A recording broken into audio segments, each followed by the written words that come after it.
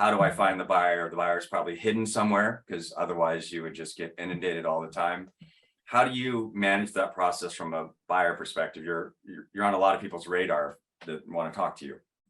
Certainly. No, I think there's some levels of, I try to make myself as accessible as possible, but I think within that, you know, you have to understand that that first impression can leave a lasting note in someone's mind. And so for me, we have a local store. I'm based in Ann Arbor, and we have a local high profile in Ann Arbor that knows any new product that comes through, anybody who has brought in potential samples that they would like to see in our stores.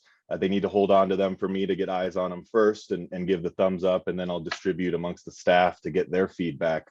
However, you know, you're making that first impression on the Budtenders before you even talk to me. So they can be your best friend. They can also be your biggest roadblock.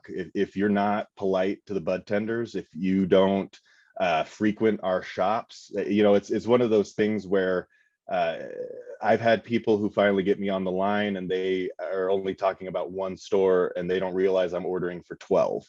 So for me, that's a clear sign of you haven't done your research. You haven't really, you aren't invested in my company. So you're asking me to invest hundreds of thousands of dollars into yours.